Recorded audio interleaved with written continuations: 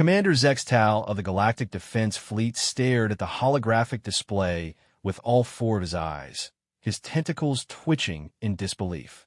The massive command center buzzed with activity as dozens of different alien species worked frantically at their stations.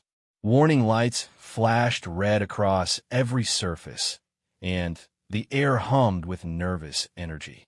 "Show me the readings again," he commanded, his voice carrying the authority of someone who had fought in 17 different Star Wars.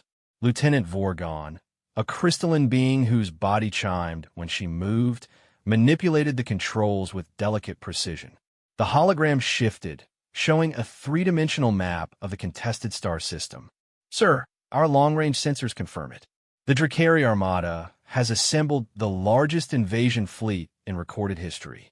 2,000 warships, including 50 planet killers." Zextal's secondary eyes focused on the red dots representing enemy vessels, while his primary eyes studied the tactical display. Each dot represented a ship capable of destroying entire worlds. The Drakari had been building this fleet for decades, preparing for their final push to conquer the remaining free systems in the galaxy. "And the human response?" he asked, though he dreaded the answer. Vorgon's crystalline form dimmed slightly, a sign of confusion among her species. "Sir, that's what we don't understand. Earth Command has dispatched a single vessel, the USV Defiance. It's already en route to the Kepler 442 system." The command center fell silent except for the humming of machinery. Every being present turned to look at their commander. Zextal had fought alongside humans before and respected their tactical genius, but this seemed like madness even by human standards. "One ship," Zextal repeated, his voice barely above a whisper. "They're sending one ship against 2,000. "Yes, sir. We tried to contact Earth Command to confirm if this is an error, but they insist it's intentional." Admiral Chun herself approved the deployment. Zextal knew Admiral Chun personally. She was one of the finest military minds in the galaxy, responsible for the miracle of Proxima Centauri, where human forces had defeated a Drakari fleet 3 times their size. But even she couldn't be planning to fight 2,000 ships with one. "What do we know about this Defiance?" he asked, hoping there was something special about the vessel that would explain humanity's confidence. Vorgon consulted her datapad, her crystalline fingers creating soft, musical notes as they moved. "It's a relatively new vessel, commissioned only 5 years ago. Crew of 47 humans. Standard armament includes plasma cannons, quantum torpedoes, and defensive shields. Nothing that would suggest it could handle more than a dozen enemy ships at most." 47 crew members, Zextal muttered, doing the math in his head. "That's roughly 43,000 Drakari for every human on that ship." The mathematics were staggering. Even if every human on the Defiance was a legendary warrior, the odds were impossible. The Galactic Defense Fleet had run countless simulations, and every scenario resulted in the complete destruction of any force smaller than 800 ships. "Sir," interrupted Communications Officer THYSS, a serpentine being whose scales change color based on her emotional state. Currently, they were a deep purple, indicating extreme concern. "We're receiving a transmission from the Drakari fleet." "Put it through," Zextal ordered. The holographic display shifted to show the bridge of a massive Drakari warship. General Korth stood in the center, his reptilian features twisted into what humans would recognize as a smug grin. His scarred hide bore the marks of countless battles, and his yellow eyes gleamed with anticipation. "Commander Zextal," Korth's voice rumbled through the speakers. "I hope you're enjoying the view of my fleet. 2,000 of the finest warships the Drakari Empire has ever built, all under my personal command." "What do you want, Korth?" Zextal kept his voice steady, though his tentacles continued their nervous twitching. "I want to discuss terms of surrender, naturally. My sources tell me that your precious Galactic Defense Fleet is spread too thin across 12 different systems. You can't possibly assemble enough ships to stop us before we reach the core worlds." Korth was right, and they both knew it. The Defense Fleet had been fighting a defensive war for months, always reacting to Drakari attacks rather than taking the initiative. Their forces were scattered, and it would take weeks to gather enough ships for a proper defense. However, Korth continued, I'm told that Earth has sent a response. One ship, they say. Tell me, Commander, is this some kind of joke? Are the humans mocking us? Zextal felt his stomach sink. If Korth was aware of the human deployment, then the entire galaxy would soon know.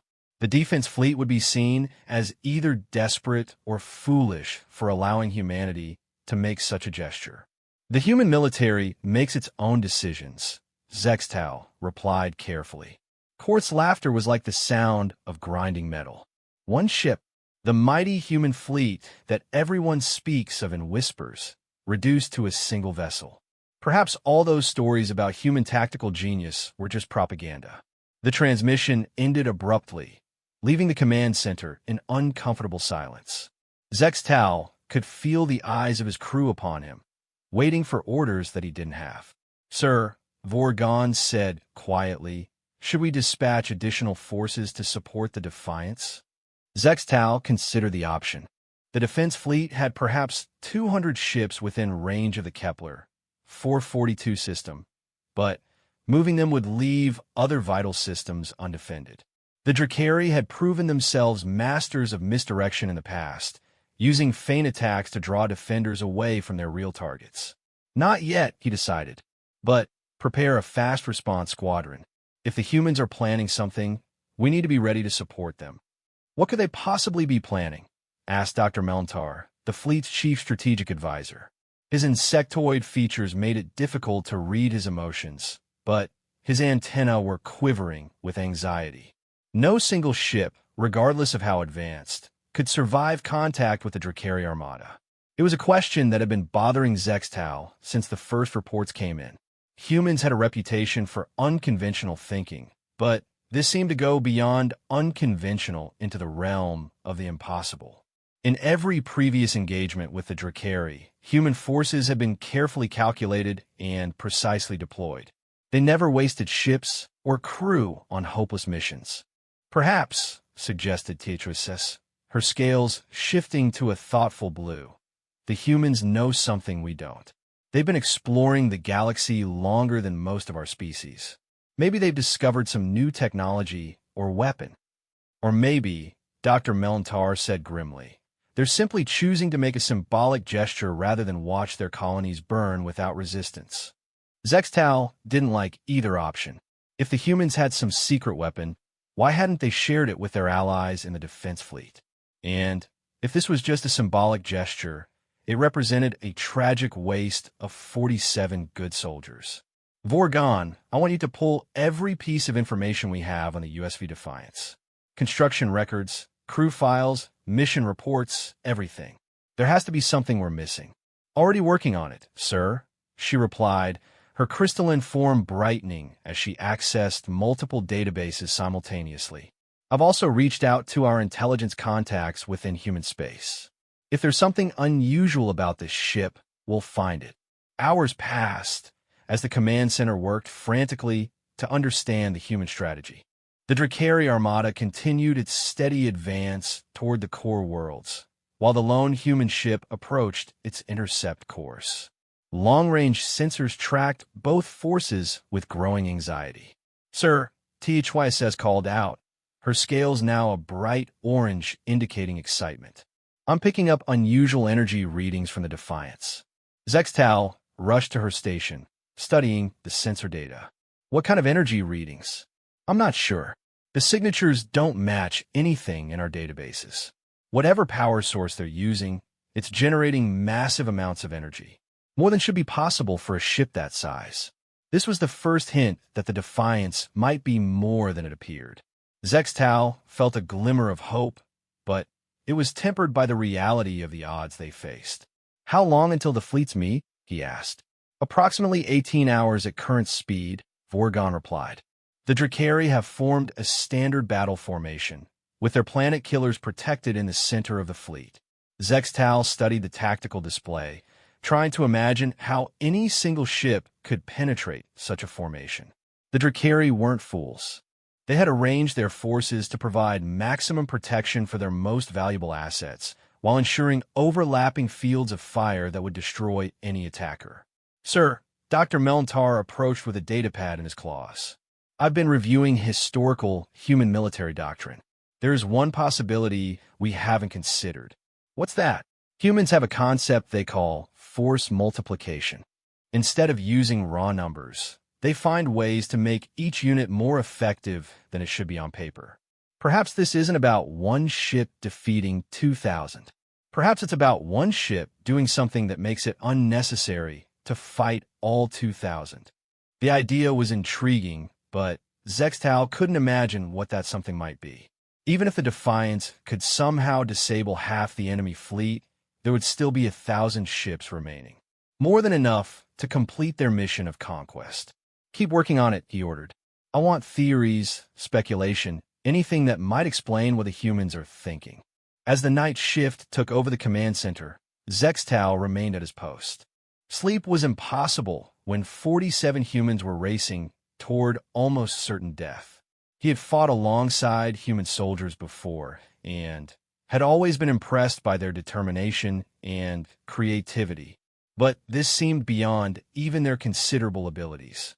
Commander, Vorgon approached quietly, her crystalline form dimmed for night operation. I've completed the analysis of the Defiance's construction records. There are some interesting anomalies.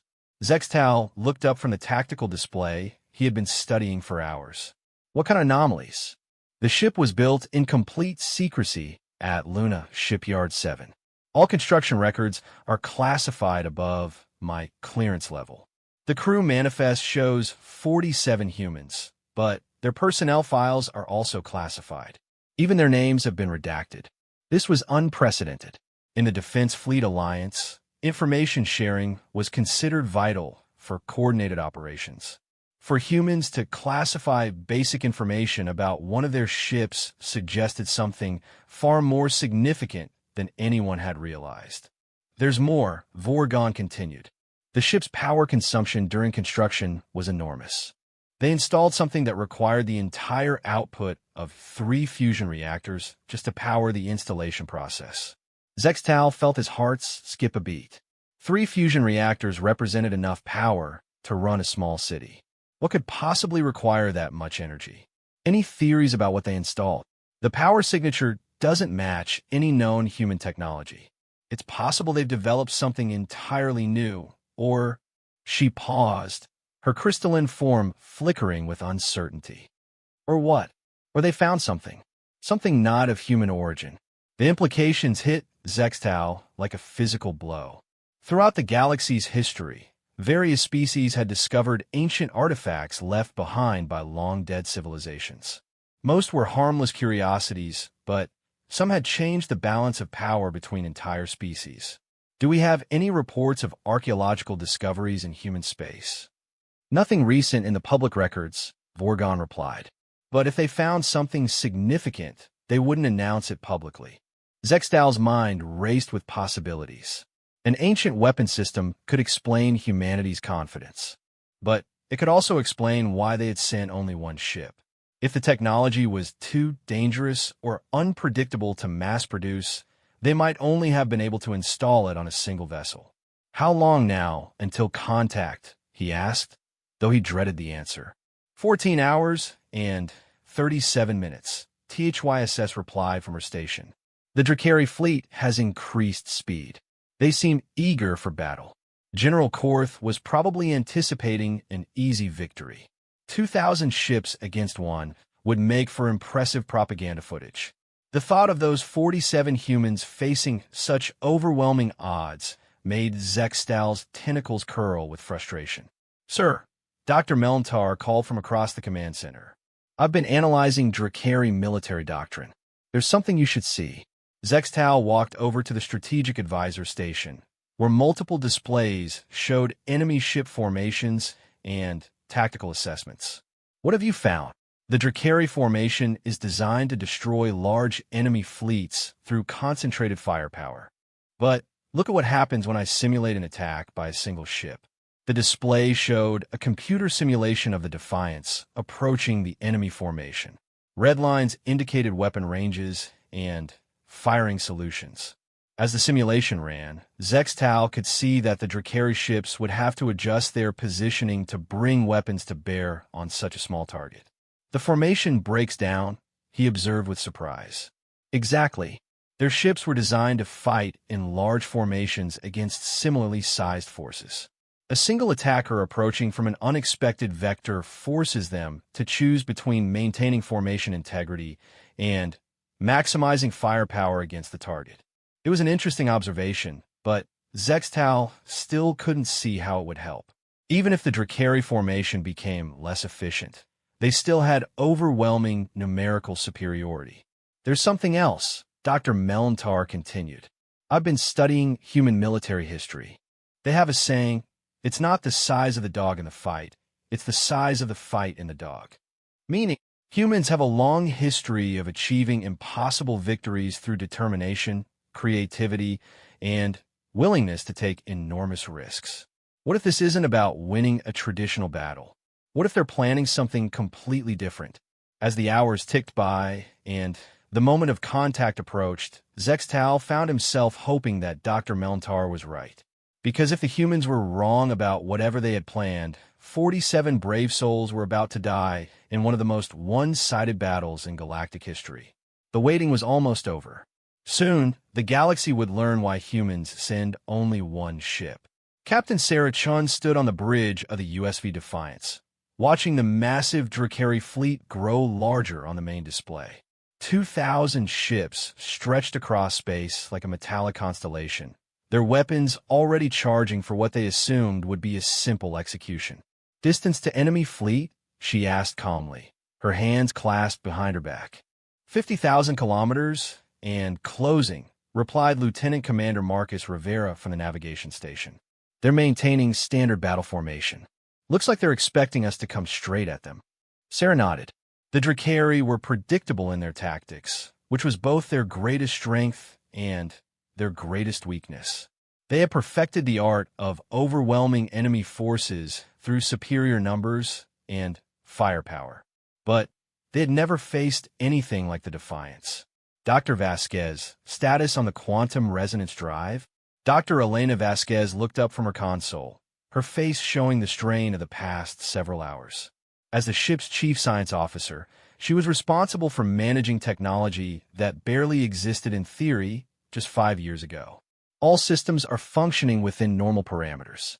The ancient precursor matrix is stable and responding to our control inputs. Sarah smiled grimly. 5 years ago, human archaeologists on a forgotten world in the Centaurus sector had discovered something that changed everything. Deep beneath the surface of what appeared to be a dead planet, they found a facility built by the precursors, a mysterious race that had vanished from the galaxy millions of years ago. Most precursor artifacts were incomprehensible to modern species, their technology so advanced that it might as well have been magic. But this particular device came with something unprecedented: instructions. Not written in any language, but embedded directly into the quantum structure of the artifact itself, waiting for a species advanced enough to understand. How are the crew holding up? Sarah asked her first officer. Commander James Park conducted a quick check of all stations. Nervous, but ready. Everyone understands what we're attempting has never been done before. That was an understatement. What they were attempting violated several fundamental laws of physics, as currently understood. The quantum resonance drive didn't just move their ship through space. It moved space itself. By creating a controlled quantum collapse in the fabric of reality, the device could manipulate the underlying structure of the universe on a local scale. The technology was so dangerous that Earth Command had debated for 3 years whether to even attempt building a ship capable of using it. The first prototype had disintegrated during testing, taking an entire moon with it. The second had opened a rift in space-time that took 6 months to close. The Defiance was the third attempt, and hopefully the last one they would ever need. Incoming transmission from the enemy fleet, announced Communications Officer Lisa Zhang. Put it through, Sarah ordered. The main display switched to show the bridge of General Korth's flagship. The Drakari commander looked even more arrogant than his reputation suggested, his reptilian features arranged in what passed for a smile among his species. Captain Chun, Korth's voice carried across the bridge with obvious amusement. I know your reputation. The hero of the Vega incident, the tactical genius who saved the Tau Ceti colonies. Surely someone of your intelligence can see that this is futile. General Korth, Sarah replied evenly. I appreciate your concern for my well-being, but I'm afraid I have my orders. Korth's expression shifted to something resembling genuine puzzlement. Orders to commit suicide? Even humans aren't that foolish. Tell me, what possible strategy do you think could work against odds of 2,000 to 1? Sarah had been expecting this question. The Drakari loved to demoralize their enemies before battle, and understanding the enemy's plan was always the first step. I suppose you'll find out in about 10 minutes. 10 minutes? Korth's eyes narrowed. At your current approach speed, you won't reach our outer perimeter for another hour. That's true, Sarah agreed. If we were planning a conventional attack. She cut the transmission before Korth could respond. The Drakari general would spend the next 10 minutes trying to figure out what she meant, which would serve as a useful distraction. Dr. Vasquez, are we ready to begin the quantum resonance sequence? As ready as we'll ever be, Elena replied. The precursor matrix is responding well to our control inputs. All safety protocols are in place, though I should remind you that we're still operating largely on theory. Sarah understood the risks better than anyone. During the testing phase, she had studied every piece of data from the failed prototypes. The quantum resonance drive worked by creating a bubble of altered space-time around the ship. Within that bubble, the normal laws of physics became suggestions rather than absolute rules. Mr. Rivera, set course for the center of the enemy formation. Maximum impulse power. Aye, Captain. Course laid in. Sarah took a deep breath and settled into her command chair. In 60 seconds, they would either make history or become history. All stations report ready. Engineering ready. Called Chief Engineer Rodriguez. Weapons ready. Confirmed Tactical Officer Williams. Science Station ready, Dr. Vasquez added, though her voice carried a note of concern. Navigation ready, Rivera reported. Sarah looked around the bridge at her crew. 47 men and women who had volunteered for what everyone knew was likely a one-way mission. They came from every continent on Earth, every branch of human space exploration.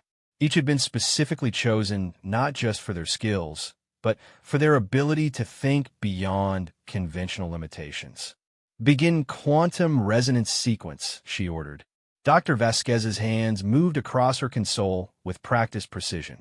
Deep in the ship's core, the precursor matrix began to awaken.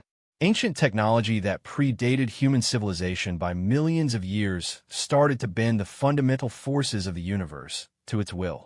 The effect was immediately noticeable. The stars outside began to shift and waver as space-time itself became fluid around the ship. The normal sensation of movement disappeared, replaced by something that human minds weren't designed to comprehend. Resonance field established, Elena reported, her voice tight with concentration. We now exist in a localized quantum bubble approximately 2 kilometers in diameter.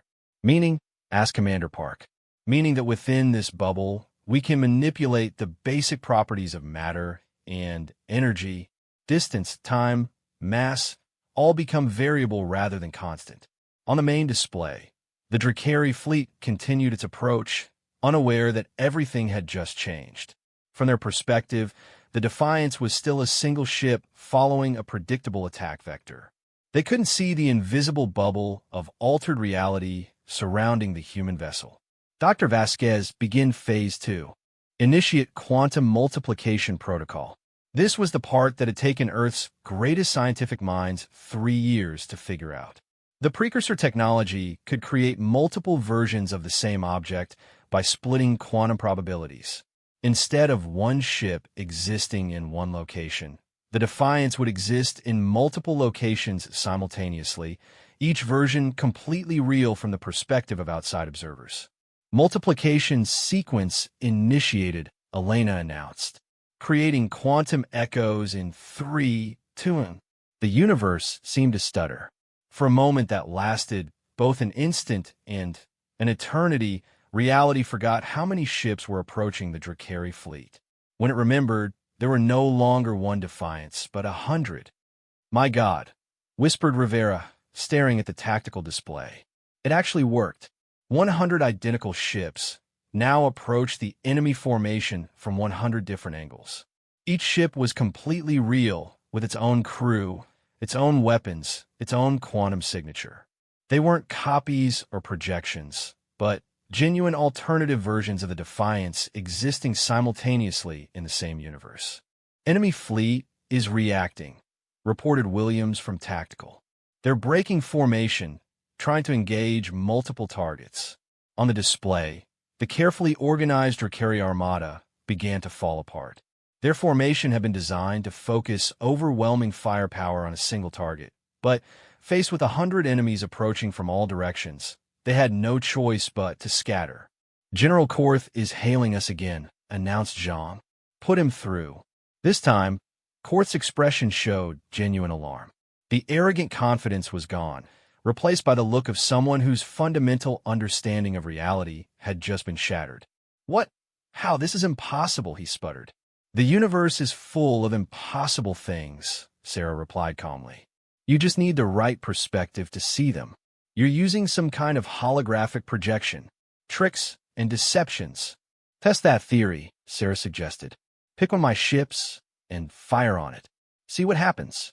Korth cut the transmission, but seconds later, plasma bolts erupted from a dozen Drakari vessels, targeting the nearest Defiance Echo. The energy beams struck their target dead-on, and the ship exploded in a brilliant flash of light and debris. "Quantum Echo 7 has been destroyed," Dr. Vasquez reported matter-of-factly. 99 ships remaining. Sarah felt a moment of vertigo as her mind tried to process what had just happened. Somewhere in the quantum multiverse, a version of herself and her crew had just died. But here in this reality, they continued to exist. "The destroyed Echo is reforming," Elena added with amazement. "The quantum matrix is automatically replacing lost echoes by accessing parallel possibilities."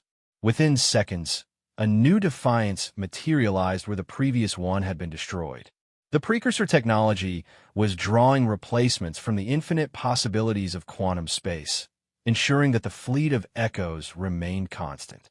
"Begin attack pattern Delta," Sarah ordered.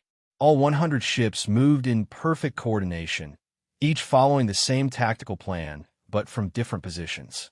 Quantum torpedoes and plasma beams erupted from the human fleet, striking Drakari vessels from every possible angle.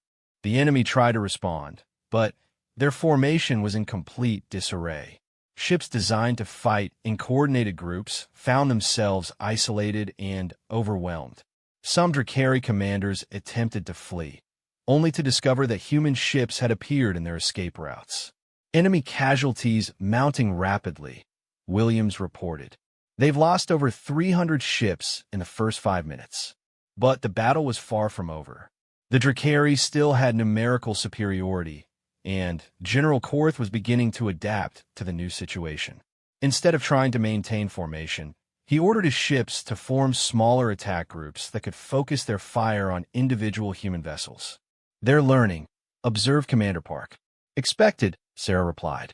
"Phase 3, Dr. Vasquez. Initiate temporal displacement protocol." This was the most dangerous part of their plan. The quantum resonance drive could manipulate not just space, but time itself.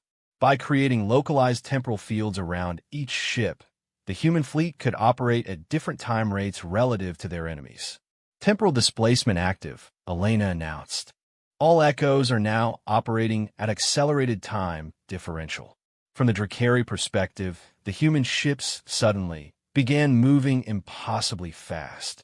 Weapons that should have taken seconds to recharge were firing continuously. Ships that should have needed minutes to change course were pivoting instantly.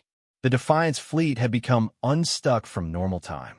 "This is incredible," Rivera said, watching the tactical display.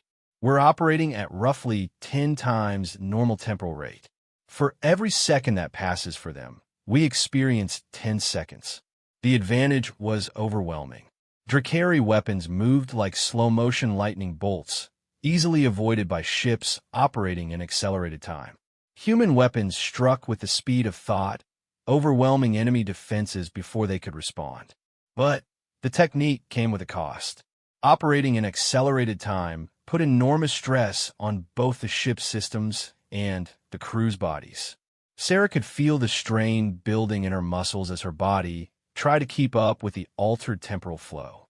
"How long can we maintain this?" she asked. "Maximum safe duration is approximately 20 minutes ship time," Dr. Vasquez replied. "After that, the temporal differential will begin causing cellular damage. 20 minutes would have to be enough." Sarah watched as the Drakari fleet continued to crumble under the impossible assault.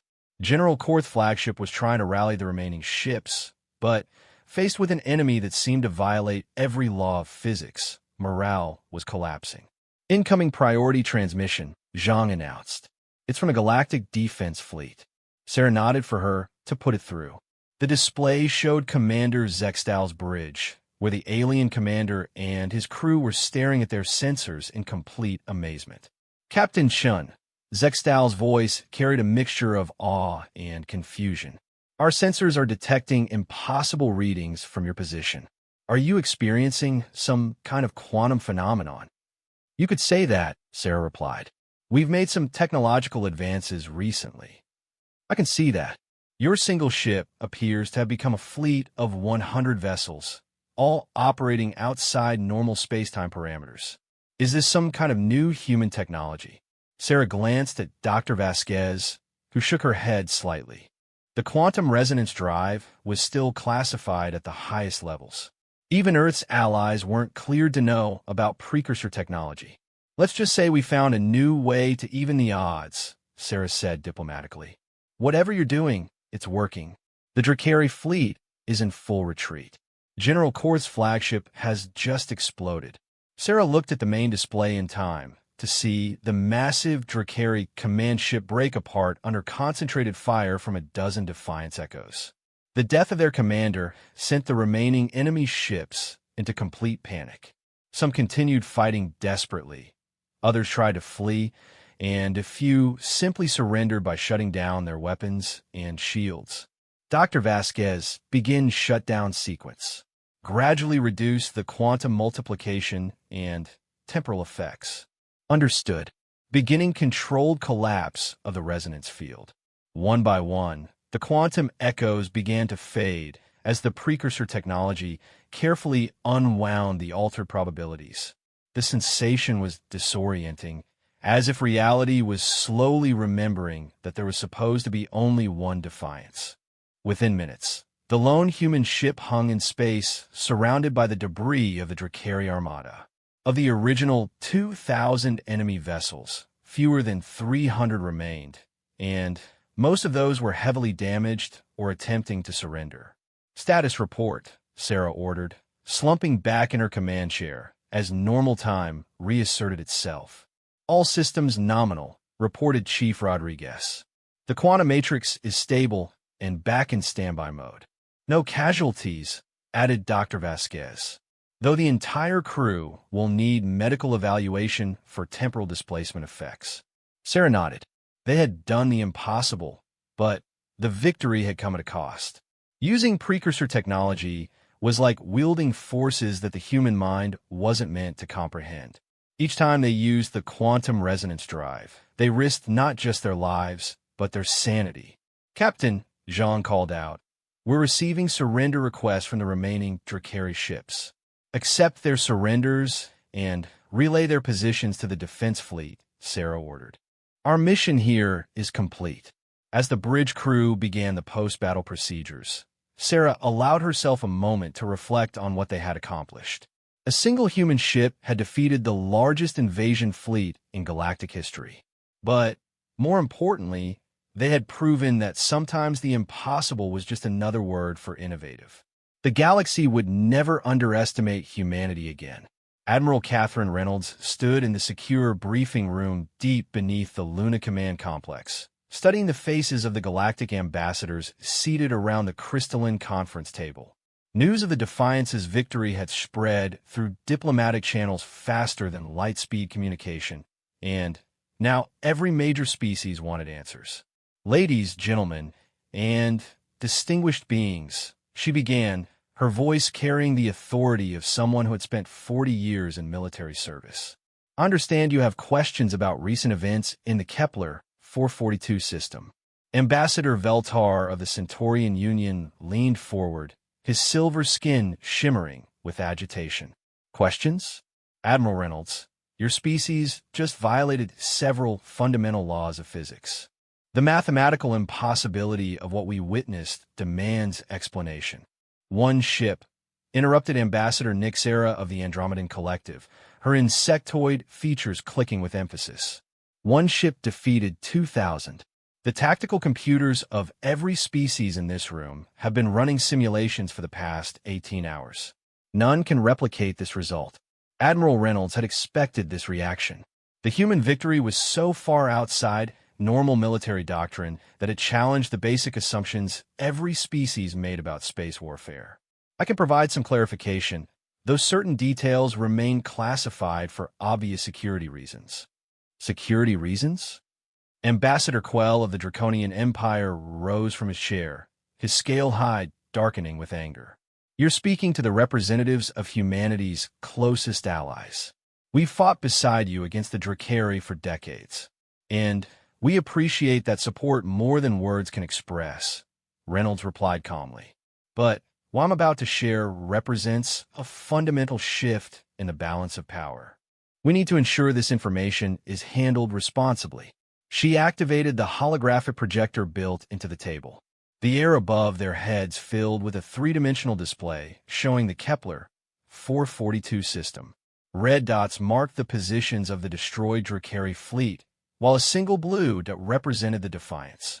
5 years ago, human archaeological teams discovered something unprecedented on a dead world in the Centaurus sector.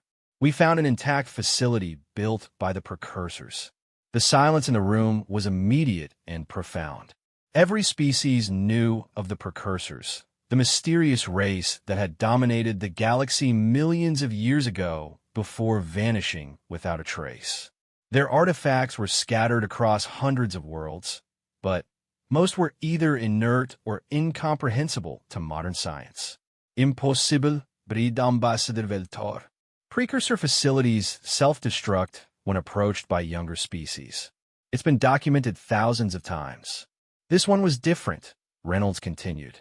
Instead of destroying itself, it opened for us. Inside, we found something that changed our understanding of physics itself. The holographic display shifted to show the interior of the alien facility. Massive crystalline structures rose from floors carved from unknown materials, all surrounding a central chamber that seemed to bend light around its edges. The precursors left us a gift, Reynolds said. Technology that allows manipulation of quantum reality on a macro scale. The ability to alter the fundamental properties of space, time, and matter within a localized field. Ambassador HFY of the Serpentine Confederacy spoke for the first time, her scales shifting to a deep purple that indicated profound concern. You're describing godlike powers. The ability to rewrite the laws of physics. Not rewrite, Reynolds corrected. Temporarily suspend. The effects are limited in scope and duration. But within those limitations, yes, the technology is extraordinarily powerful. How powerful? Asked Ambassador Nixera, her compound eyes focusing intently on the human admiral. Reynolds manipulated the controls, and the display showed detailed sensor readings from the battle. The Defiance was able to create quantum echoes of itself. Multiple versions of the ship existing simultaneously in the same universe. Each echo was completely real, with its own mass, energy signature, and combat capability. How many echoes? Ambassador Quell demanded. 100. The number hung in the air like a physical presence. A single ship becoming a fleet of 100 vessels would revolutionize space warfare. Every tactical doctrine ever developed would become obsolete overnight. But that's not all, Reynolds continued. The technology also allows temporal manipulation. The human ships were able to operate at accelerated time rates, making them functionally faster than any conventional vessel. Ambassador Veltar's skin had shifted to a pale silver that indicated shock. You've just described technology that could make humanity dominant over every other species in the galaxy. Reynolds nodded grimly. That's exactly why we need to discuss how this knowledge will be handled. Humanity has no desire to become galactic overlords, but we also can't allow this technology to fall into the wrong hands. The Drakari Empire, for instance, suggested Ambassador HFY Sci-Fi. Among others, there are several species that would use this technology for conquest rather than defense. Ambassador Nixera's mandibles clicked rapidly, a sign of deep thought among her species. Why are you telling us this? You could have kept the technology secret, used it only when necessary. Because secrets have a way of being discovered, Reynolds replied. Better to control the revelation than to have it exposed accidentally. Besides, humanity believes in the alliance we've built with your species. We want your input on how to handle this responsibility. The implications were staggering. With quantum manipulation technology, a single human ship could potentially defeat entire fleets from any other species. The balance of power that had maintained galactic stability for centuries was about to shift dramatically. There must be limitations, Ambassador Veltar said hopefully. No technology is without costs or restrictions. You're correct, Reynolds acknowledged. The quantum resonance drive requires enormous amounts of energy to operate. The precursor matrix that powers it is also extremely delicate. We've only been able to successfully install it on 3 ships, and one of those was destroyed during testing. 3 ships, repeated Ambassador Quell. How many are operational? Currently, just the Defiance. The second operational vessel is undergoing final testing. The third won't be completed for another 6 months. This information seemed to ease some of the tension in the room. 3 ships, even with godlike technology, couldn't conquer the entire galaxy.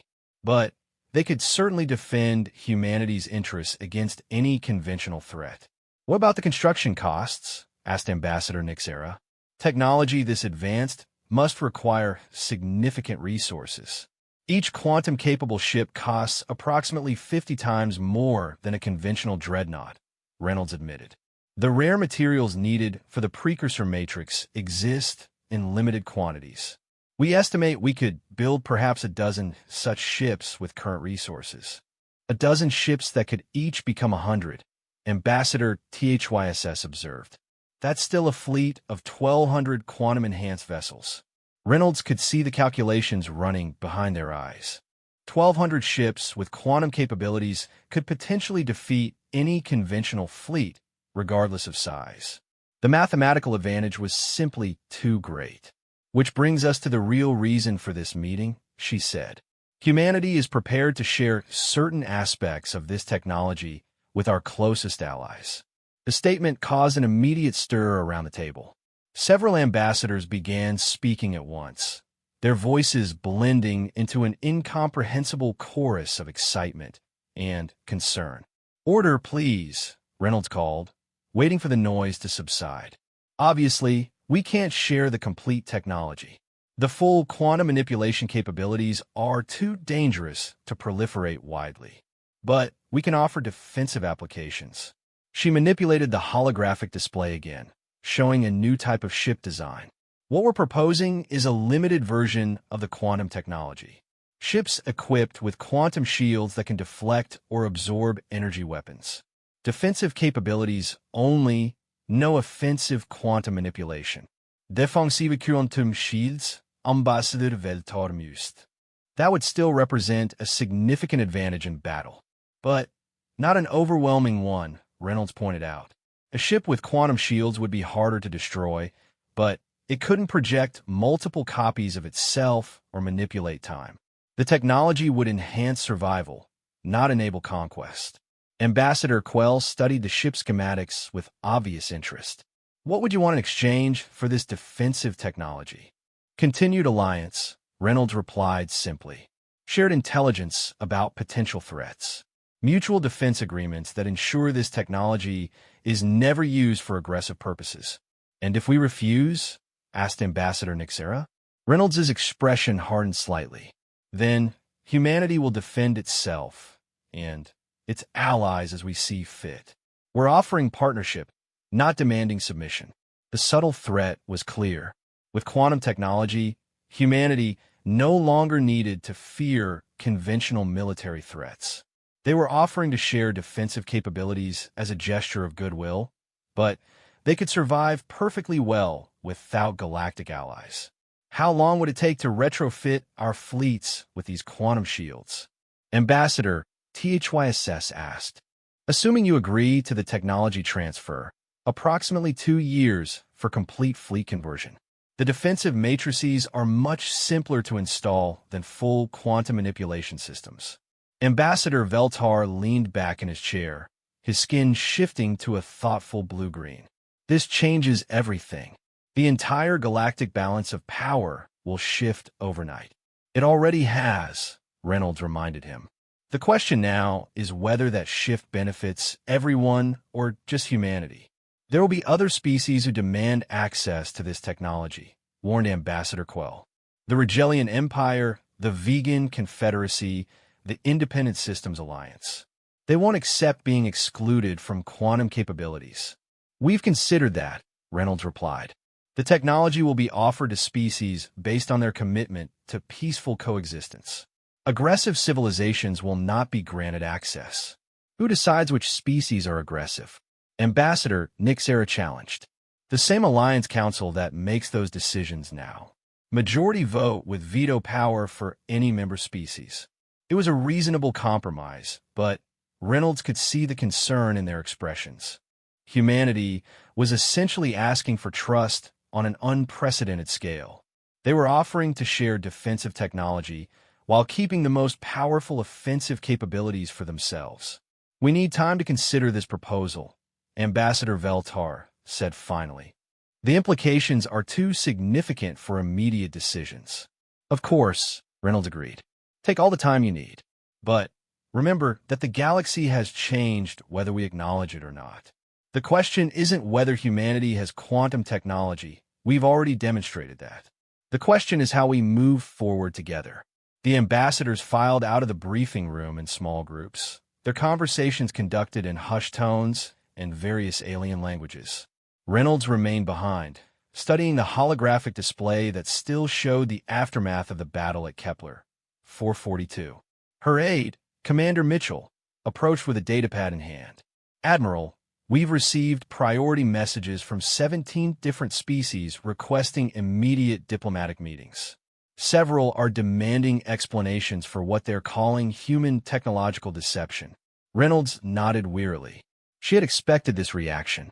The revelation of quantum technology would send shockwaves through every diplomatic and military organization in the galaxy. Any word from the Drakari remnants? The surviving ships have returned to their home system, but our intelligence suggests they're in complete disarray. General Korth's death has triggered a succession crisis. 3 different admirals are claiming command of their military forces. That was good news, at least. A divided Drakari empire would be far less dangerous than a united one, especially while they were still trying to understand how they had lost 2,000 ships to a single human vessel. What about Captain Chun and the Defiance? They're en route to Luna Station for a complete systems analysis. Dr. Vasquez reports that the quantum matrix performed flawlessly, but they want to run diagnostics to ensure no damage was done to the precursor technology. Reynolds studied the tactical display once more, marveling at what humanity had accomplished. In the space of a few hours, they had gone from being one species among many to potentially the most powerful military force in the galaxy. The responsibility was staggering. Throughout human history, great power had often led to great corruption. The quantum technology could make humanity into the galactic police force, the final arbiters of interstellar conflict. Or it could turn them into tyrants, ruling through fear rather than cooperation. Commander, I want you to draft a message to Earth Command. recommend that we establish an independent oversight committee for quantum technology applications. Include representatives from our allied species. You want to give aliens a say in how we use our own technology?" Reynolds looked at him seriously. "I want to make sure we remain worthy of having this technology at all. Power without accountability is just tyranny with better weapons." As the implications of humanity's quantum breakthrough continued to ripple through galactic civilization, one thing became clear: the galaxy would never be the same again. The question that remained was whether it would be better or worse. Dr. Elena Vasquez stood in the observation deck of Luna Station, watching the stars through the massive transparent aluminum windows while her mind processed the events of the past month. The galaxy had indeed changed, but not in the ways anyone had expected. Behind her, the soft hum of conversation filled the station's main conference room as representatives from 47 different species debated the formation of the Galactic Quantum Regulatory Council. What had started as a simple alliance meeting had evolved into something unprecedented in galactic history, a truly cooperative government spanning multiple star systems. Penny, for your thoughts. Captain Sarah Chun joined her at the observation window, looking remarkably relaxed for someone who had just rewritten the rules of space warfare. "Just thinking about unintended consequences," Elena replied. "We set out to defend ourselves against the Drakari, and somehow we've accidentally created the foundation for galactic unity." Sarah nodded, understanding the irony. The revelation of quantum technology had initially terrified the other species, but that fear had quickly transformed into something more productive: cooperation. Faced with the reality that humans possessed godlike technology, the galactic community had chosen to work together rather than fight separately. "Any regrets?"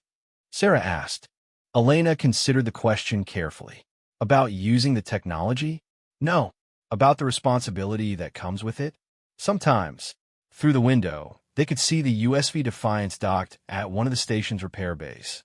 The ship looked unremarkable from the outside, giving no hint of the revolutionary technology hidden within its hull. Two more quantum-capable vessels were under construction in the shipyards, their hulls taking shape as teams of human and alien engineers worked side by side. Dr. Vasquez, Captain Chun, a familiar voice called from behind them. Admiral Reynolds approached with a datapad in hand and a satisfied expression on her face. "The vote just came in. 45 species in favor, 2 abstentions. The Galactic Quantum Regulatory Council is officially established. And the oversight protocols?" Elena asked. "Approved unanimously. Any use of quantum manipulation technology must be approved by a majority vote of the Council, with mandatory representatives from at least 12 different species present." Sarah raised an eyebrow. "Even for defensive purposes?" "Even for defensive purposes," Reynolds confirmed. "Humanity retains the right to protect our own territory, but any deployment beyond our borders requires Council approval." It was a significant concession, but Elena understood the wisdom of it. By voluntarily limiting their use of quantum technology, humans had transformed themselves from a potential threat into a trusted guardian. The other species could work with them because they knew humans wouldn't use their overwhelming advantage for conquest. "What about the technology sharing agreements?" Sarah inquired. "Better than expected," Reynolds replied with a smile. 23 species have qualified for defensive quantum shield technology. Installation begins next month on the first batch of Allied ships. Elena felt a surge of pride. The quantum shielding systems represented months of careful engineering, finding ways to harness precursor technology without creating new weapons. The shields could absorb massive amounts of energy and deflect most known weapons, but they couldn't be used offensively. "Any word from the Drakari?" Elena asked. Reynolds' expression grew more serious. "Interesting developments there. The succession crisis has ended with Admiral Kestar taking control of their military. She's requested a meeting with the Galactic Council." "A meeting?" Sarah was surprised. "After what we did to their invasion fleet." Apparently, Admiral Kestar is more pragmatic than General Korth was. She's proposing a complete restructuring of the Drakari Empire's relationship with the galactic community. Elena could hardly believe it. The Drakari have been the galaxy's primary aggressor for over a century, conquering and enslaving dozens of worlds. The idea that they might be willing to negotiate was almost incomprehensible. What kind of restructuring? She asked. Democratic reforms, release of conquered populations, reparations to victim worlds. In exchange, they want access to the same quantum shielding technology we're offering our allies. That's actually reasonable, Sarah admitted, though I'm not sure I trust it. Neither am I, Reynolds agreed. But we've learned something important about the effect of quantum technology on galactic politics. Fear of overwhelming force has a way of making reasonable negotiations very attractive. Elena watched a shuttle approach the station carrying another delegation of alien ambassadors. In the month since the battle at Kepler 442, Luna Station had become the unofficial capital of galactic civilization. Species that had barely maintained diplomatic contact were now working together on everything from trade agreements to scientific research. There's something else we need to discuss, Reynolds said, lowering her voice. The archaeological team on Centaurus 7 has made another discovery. Elena felt her blood run cold. Another precursor facility? Not a facility. A ship. The implications hit Elena like a physical blow.